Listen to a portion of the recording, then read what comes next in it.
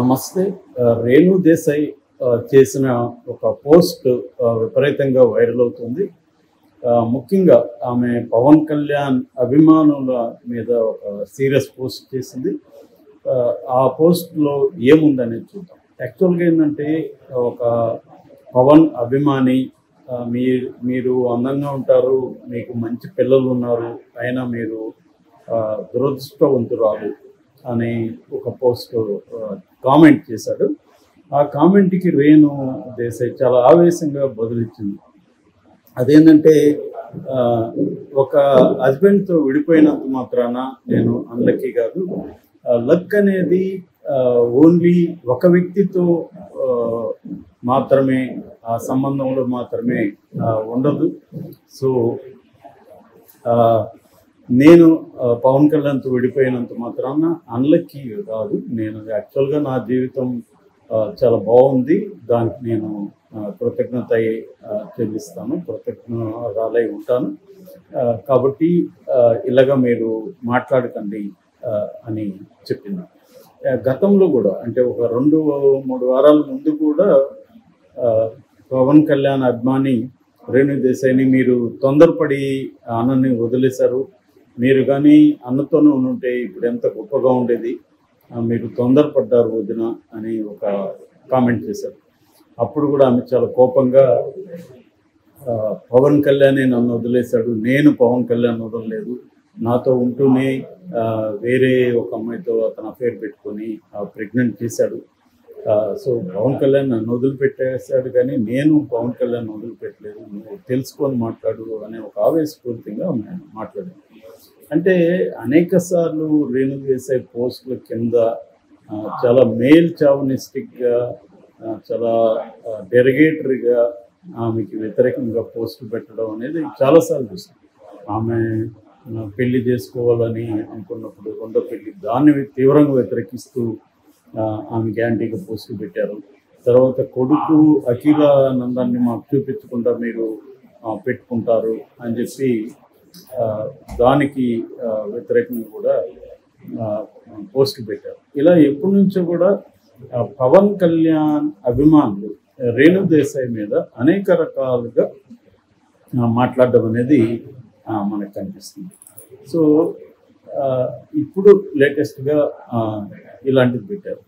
నిజానికి ఆమె చాలా వీళ్ళ బిహేవియర్ వల్ల రేణు దేశాయ్ చాలా సఫర్ అవుతుంటుంది.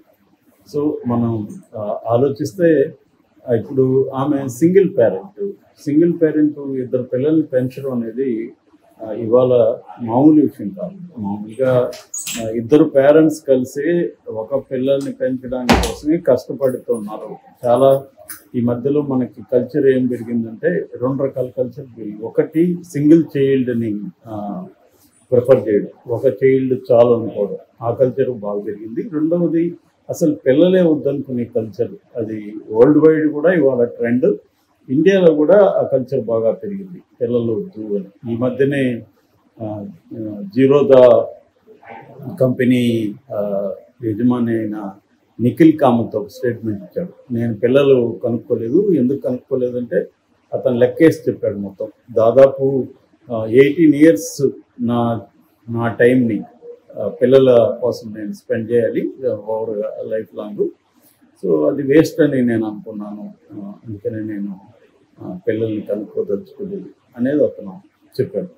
సో అంటే దాన్ని నేను సపోర్ట్ చేయట్లేదు, జనరల్గా ట్రెండ్స్ ఎలా ఉన్నాయో చెప్తున్నాను. అంటే ఎందుకు అంటే, పిల్లల పెంపకం అనేది వెరీ డిఫికల్ట్ అయింది ఇవాళ. దానికి రకరకాల కారణాలు ఉండొచ్చు. అంటే ఉమ్మడి కుటుంబం లేకపోవడం, తర్వాత 2 భార్యాభర్తలు సంపాదనలో బిజీగా ఉండాల్సి రావడం, ఇట్లా రకరకాల కారణాలతో ఏదేమైనా పిల్లలని వద్దనుకునే వాళ్ళ సంఖ్య కూడా బలంగా పెట్టింది.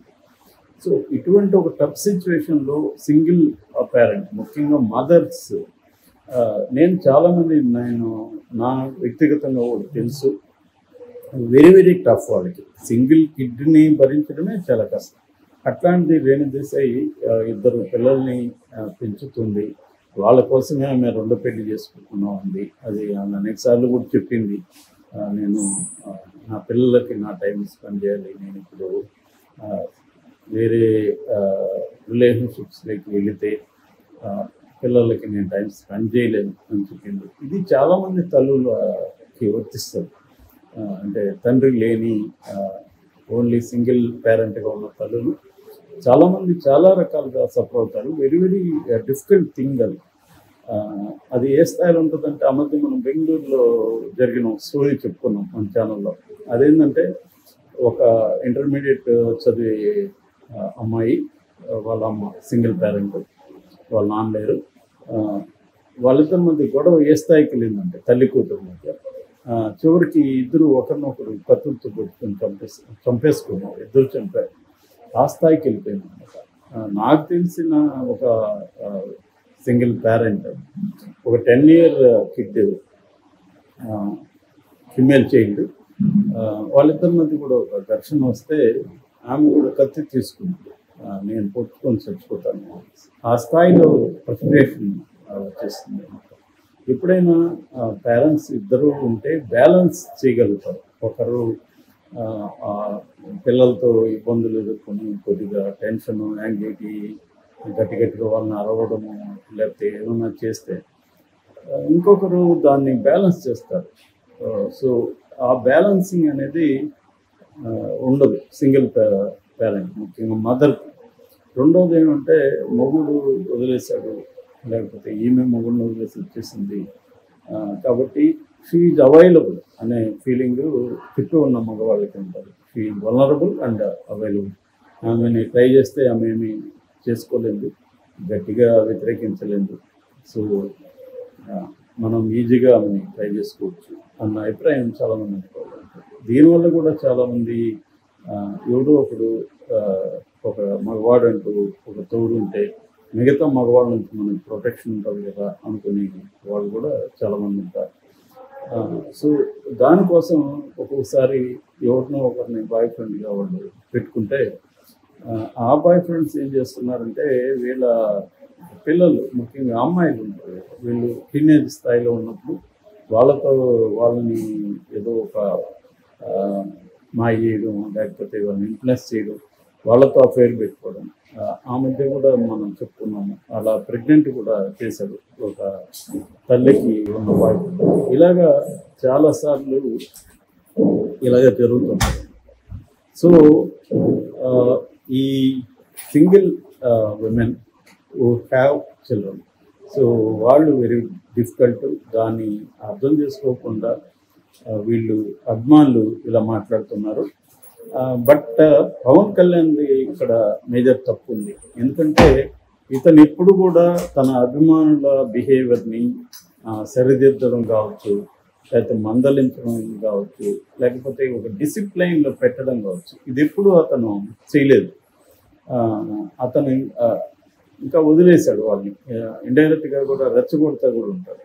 అంటే పవన్ కళ్యాణ్ తన అభిమానుల్ని ఒక పొలిటికల్ క్యాడర్గా తీర్చిదిద్దలేదు ఎప్పుడు కూడా. వాళ్ళకు పొలిటిక్స్ క్లాసులు చెప్పడం, ఊరికే ఏదో అప్పుడప్పుడు నాగబాబు ఏదో చెప్తున్నట్టు చేస్తున్నారు, కానీ ఒక సిస్టమేటిక్గా వాడిని పొలిటికల్ క్యాడర్గా మార్చలేదు, అభిమానులుగానే ఉంచాడు. ఎందుకంటే వాళ్ళు అన్రూఢీగా ఉంటారు, మేల్ చావనిజం ఉంటుంది వాళ్ళకి, పితృ భావజాలం బలంగా ఉంటుంది, స్త్రీలకి వ్యతిరేకంగా ఉంటారు, స్త్రీలని ఆబ్జెక్ట్స్గా వాళ్ళు ట్రీట్ చేస్తుంటారు, చాలా దారుణంగా బిహేవ్ చేస్తుంటారు.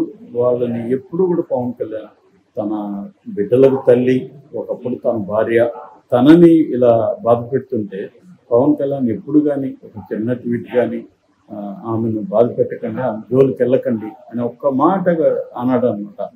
మళ్ళీ ఉపన్యాసాలు ఇచ్చేటప్పుడు మాత్రం కొటేషన్లు చెప్తూ స్త్రీల గురించి చాలా ఎక్కువ మాట్లాడుతుంటాడు, వీర మహిళలు అంటాడు, ఎవరు అంటారు. కానీ ఎప్పుడైనా కూడా ఒక వ్యక్తిని మనం చూడాల్సింది ఏంటంటే, జనరల్గా ఎన్ని ఉపన్యాసాలు అనేవచ్చు, పర్టికులర్ ఇష్యూస్లో అతను ఎలా రియాక్ట్ అవుతున్నాడు అనేది ఇంపార్టెంట్. అంటే జనరల్ ట్రెండ్, దాని manifestation in a particular context, ఈ రెండు కూడా ఇంపార్టెంట్. సో పవన్ కళ్యాణ్ చూసినప్పుడు అతను జనరల్గా ఉపన్యాసాలు ఇస్తూ ఉంటాడు, కానీ పర్టికులర్ ఇన్సిడెంట్, పర్టికులర్ ఆస్పెక్ట్స్లో అతను బిహేవియర్ చూసినప్పుడు అతను మనకు అర్థమవుతాడు. సో అలాగే పవన్ కళ్యాణ్ రేణు దేశాయ్ విషయంలో ఎప్పుడు కూడా అభిమానాన్ని డిసిప్లైన్ చేయడం కానీ వాళ్ళకి బుద్ధి చెప్పడం కానీ ఇది ఎప్పుడు ఇప్పటివరకు చేయలేదు. అందుకని మేము పదే పదే అభిమానుల వైలెన్స్కి గురవుతుంది. చాలాసార్లు అభిమానులు తమ హీరోల ఫ్యామిలీస్కి ఎంటర్ అయిపోయి వాళ్ళ విషయాల్లోకి ఎంటర్ అయిపోయి డిస్టర్బ్ చేయడం అనేది జరుగుతుంది. మనం ఇటీవలనే చూసుకున్నాం కన్నడలో దర్శన్ అభిమాని దర్శన్ పర్సనల్ అఫైర్స్లోకి ఇంటర్ఫియర్ అయిపోయి దర్శన్ ఉన్న గర్ల్ ఫ్రెండ్ని అబ్యూజ్ చేస్తూ మెసేజ్ పెట్టి చివరికి తన ప్రాణాన్ని కోల్పోయాడు. సో ఆ స్థాయి ఫ్యాన్స్ ఇంటర్ఫియరెన్స్ ఉంటుంది, దాన్ని కంట్రోల్ చేయగలిగారు. నాకు తెలిసి కమల్ హాసన్ ఒక్కడే తన ఫ్యాన్స్ని మీరు ఫ్యాన్స్ లాగా పిచ్చి పనులంతా చేయకండి, మీరు సమాజ సేవ చేయండి అని చెప్పి ఒక ఎన్జిఓ పెట్టించి ఆ ఫ్యాన్స్ని ఎన్జిఓలో యాక్టివిటీస్ చేయించాడు. That is at least good. వాళ్ళ ఎనర్జీ, వాళ్ళకు ఉండే ఉత్సాహం, దాన్నంతా కూడా ఒక ఛానలైజ్ చేసి ఒక ఆర్గనైజర్గా చేశాడు. పవన్ కళ్యాణ్ ఖచ్చితంగా కమల్ హాసన్ లాంటి వాళ్ళ నుంచి నేర్చుకోవాలి ఈ విషయంలో. ఇప్పటికైనా పవన్ కళ్యాణ్ రేణుదేశాయ్ విషయంలో స్పందించి ఫ్యాన్స్ని కొద్దిగా డిసిప్లైన్ లోకి తీసుకురావాలని